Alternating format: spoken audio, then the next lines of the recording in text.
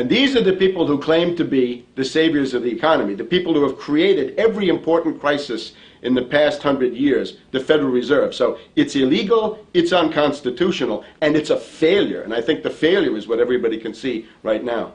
Yeah, what they do is they make you think Clinton's evil in running things. Then, oh, Bush will save us. And then, oh, Bush was evil. Now we'll be saved by Barack Obama, but he's just a puppet. But as we get deeper into this phase, when they implode the economy, they have all the money and all the control, but they also like to pose as the savior. So Obama is meant to be the savior during the Depression, and he'll save us with a 1 million person, he said, is bigger than our military, domestic spy force, a 3 million person environmental spy force. So giving people these jobs to be government bureaucrats and spies to go out and manage the other 290-something million Americans. And so this is classical fascism. The communists also do it. Any vertically integrated command and control authoritarian system does this. So they're openly following what the same group of banks did in Germany, Russia. It's in the Communist Manifesto to have a private central bank, because the private central bankers actually wrote the ideas that they had Marx and Engels put out. People go, well, why would the banks want communism?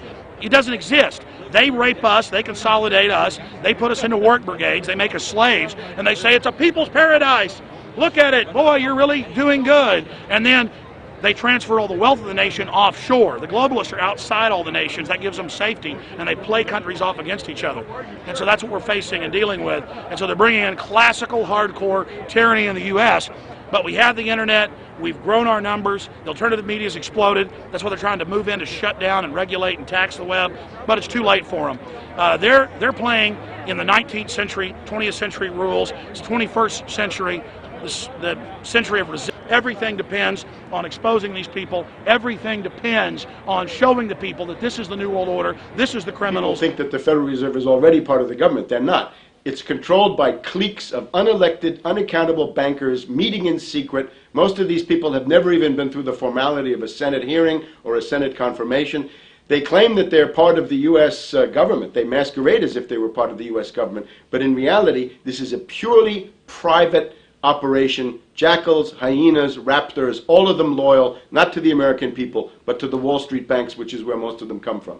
Everyone is pointing to Barack right now, President Obama, as saying, you got to get the economy together. You got to get the economy together. When in fact, the president has very little to do with the economy. It's the Federal Reserve chairman that at least sets the policy. That's a privately owned company, the Federal Reserve Bank.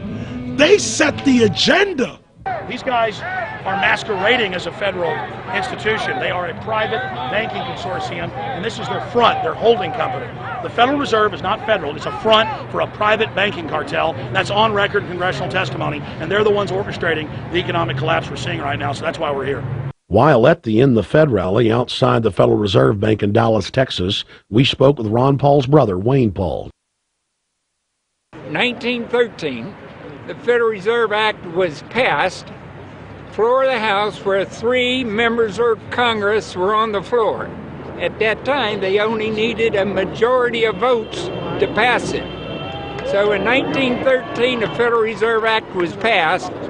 20 years later, 1933, under Roosevelt, the United States was declared bankrupt. And in 1933, the Federal Reserve private bank says, okay, USA, what are you going to pledge as collateral on the debt you owe me? What happened by 1936? Does anybody know? We instituted Social Security system, and you and I and our children and our children's children were pledged as collateral on the debt of our government to the Federal Reserve. And that's where we're at today. It took 20 years to make this country bankrupt, and since then, our government has operated under emergency powers of our government. It is not the president that makes the decision in this country. It's the Secretary of Treasury who turns around and is put in there by the Federal Reserve to manage the bankruptcy. We've been in bankruptcy ever since. So to print $700 billion and to give it away, how do they get away with it? The manager of the bankruptcy is told by the Federal Reserve this is the way to go. That's where we're at today. Yes, we should point out, Congressman Ron Paul now has a huge amount of sponsors for a bill in the House of Representatives to abolish the private Federal Reserve crime syndicate. In 1913, the money power of the country was taken away from the people. By constitutional privilege, it belongs with the Congress, but it was given up in the Federal Reserve Act. The Federal Reserve is no more federal than Federal Express. The main banks of Europe, which were started by Adam Weishaupt and Rothschild, the Banque Nationale de Paris, the Bank of England, the Bank of Italy, have all financed the messianic and war leaders of the last 200 years. Napoleon, Lenin, Stalin. They backed Adolf Hitler. They backed Franklin Delano Roosevelt. And they are backing right now Barack Obama. The banking cartel had established a beachhead in 1913 through the Federal Reserve Act. In 1947, they set up a parallel shadow government through the National Security Act.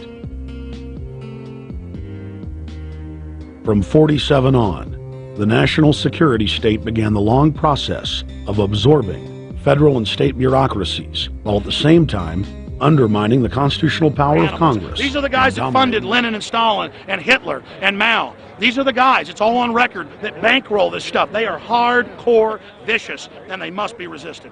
Up until about the Kennedy assassination and the beginning of the war in Vietnam, the United States is a very powerful engine for world progress. It's the assassinations, the Kennedy assassination, and the others in the 1960s, the beginning of the Vietnam War, and the beginning of the absolute domination of the Wall Street Group over every other interest. Nobody else counts except the Wall Street money masters. That has now made the United States into no longer a force for progress, but something very different, often a force for destruction in the world. That doesn't need to remain that way. The interest of the American people is to fight to take your government back from Wall Street and make the United States a force for progress in the world, which we easily could do if we could just break the power of the people behind Obama.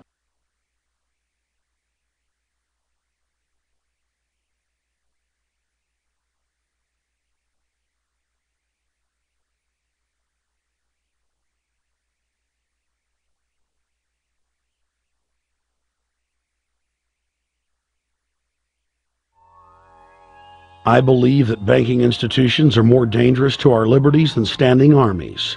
If the American people ever allow private banks to control the issuance of their currency, first by inflation, then by deflation, the banks and corporations that will grow up around the banks will deprive the people of all property until their children wake up homeless on the continent their fathers conquered.